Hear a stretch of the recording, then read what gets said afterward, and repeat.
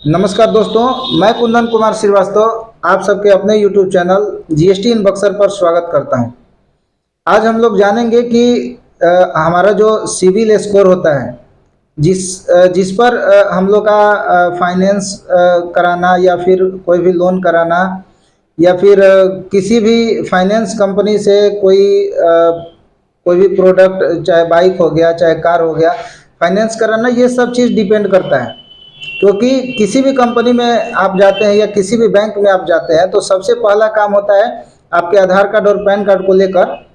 आपका civil score check किया जाता है। और जब तक सिविल स्कोर आपका सही नहीं रहेगा, कोई भी बैंक या फाइनेंस कंपनी आपको लोन देने के लिए या कोई भी प्रोडक्ट आपका फाइनेंस करने के लिए तैयार नहीं होता है। तो चलिए जानते हैं कि हम लोग क्या क्या गलतियां करते हैं जिसके चलते कि हमारा जो सिविल स्कोर होता है वो खराब होता है। अगर हमारा सिविल स्कोर 700 से कम है तो उस केस में कोई भी कंपनी, फाइनेंस कंपनी या फिर कोई भी बैंक हो, चाहे वो प्राइवेट हो या सरकारी हो, आपका लोन नहीं करेगा। आपका कोई भी बाइक हो गया या कोई भी गाड़ी हो गया, वो फाइनेंस नहीं करेगा। 700 या उससे ऊपर अगर रहता है, 750 रहता है, उससे ऊपर रहता है, 800 तक रहता है, तो आपके लिए बहुत ही ज़्यादा चांस होता है कि आपका लोन सेंक्शन हो जाएगा, आपका लोन प्रोसेस में चला जाएगा। तो जानते हैं कि क्यों हमारा सिविल स्कोर खराब होता है। उसके पीछे हम लोग कई बार क्या होता है कि पैसा लेने के चक्कर में या पैसा जल्दी मिल जाए किसी भी फाइनेंस कंपनी से या किसी भी बैंक से, इस चक्कर में हम लोग क्या करते हैं कि छोटा छोटा प्रोडक्ट, कोई भी छोटा छोटा लोन हो गया, 20,000 का, 50,000 का, 1 लाख का लोन लेने के लिए हम लोग ले तो लेते हैं, लेकिन उसका कई बार क्या होता है कि आर्थिक हमारी परेशानियों की वजह से हम लोग उसका पेमेंट नहीं कर पाते हैं और उसके चलते हमारा जो सिविल होता है वो गड़बड़ हो जाता है। दूसरा वजह ये है कि हम लोग क्या करते हैं कि अपनी क्षमता से ऊपर जाकर, अब मान लीजिए कि हमारी इनकम मंथली 20,000 है और हम ऐसा कोई लोन ले लेते हैं कि हमको 20,000 या 15,000 के आसपास हम लोग को प्रीमियम ही देना पड़े,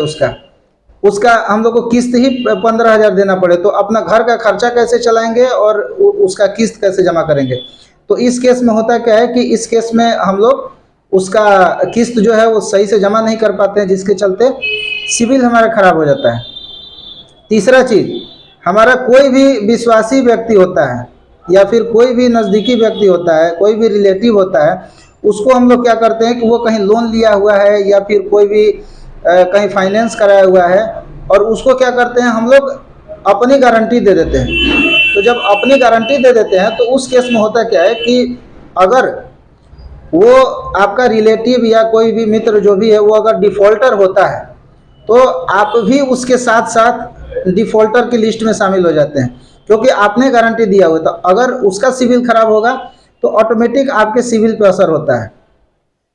एक सावधानी ये करनी है। और एक चौथा परेशानी एक ये आ रहा है कि आजकल बहुत सारे प्राइवेट बैंक जो हैं आपको क्रेडिट कार्ड इशू कर देते हैं, जाने में भी अनजाने में भी। आप सोचते हैं चलो भाई 30,000 का ले लिए, 50,000 का ले लिए, क्रेडिट कार्ड तो पड़ा रहेगा। तो क्रेडिट कार्ड जब आदमी ले लेता है, हाथ में जब आ जाता है, तो होता क्या है कि आदमी उसको कहीं भी कोई भी चीज़ दिखाई देता है तो उसको यूज करने का प्रयास करता है कि चलो कोई दिक्कत नहीं, 45 दिन के अंदर हम पेमेंट कर देंगे तो हमारा ब्याज नहीं लगेगा। ऐसे करके होता क्या है कि आदमी पेमेंट नहीं कर पाता है, खर्चा करते जाता है, और एक आदत सी बन जाती है कि कोई अगर अनावश्यक चीज़ है उसको भी खरीदने के लिए हम लोग क्या करते हैं, क्रेडिट कार्ड का यूज कर लेते हैं, और वहाँ पर फिर हमारी फाइनेंशियल पोजीशन गड़बड़ होती है। उसके चलते हम लोग का क्रेडिट स्कोर जो होता है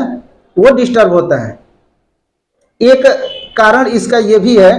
कि हम लोग छोटे छोटे जो लोन लेते हैं, छोटे छोटे जो हम लोग लोन लेते हैं, तो उसको सोचते हैं चलो भाई छोटा लोन है उसको चुका देंगे, किस्त है चलो भाई चुका देंगे, और करते क्या है कि किसी अकाउंट से हम लोग उसको ईसीएस कर देते हैं। अब ईसीएस अगर कर दिए और ईसीएस आपने जैसे ही किया, और अगर ईसीएस उसका लगता है, मान लीजिए कि किसी भी डेट को, मान लीजिए 20 तारीख आपने लिया तो हर महीने के 20 तारीख को उसका ईसीएस लगेगा। लेकिन अब उस डेट पर मान लीजिए उसका 2,000 रुपये का इंस्टॉलमेंट है और 2,000 रुपया उस दिन आपके खाता में नहीं है, तो वो आपका ईसीएस उसका बाउंस हो जाएगा। और जैसे ही बाउंस होगा वैसे ही आपका जो है कि सिविल पे असर पड़ना शुरू हो जाएगा। तो इन सब बातों का ध्यान रखना है और प्रयास ये करें कि सिविल आपका स्कोर जो है वो 700 से ऊपर रहे और कोई भी गलती ना करें, क्योंकि अगर सिविल एक बार खराब हो गया तो फिर आपको फाइनेंस की हमेशा प्रॉब्लम रहेगी, कोई भी बैंक आपको फाइनेंस नहीं करेगा। तो इन सब चीज़ों का ध्यान रखें। नमस्कार।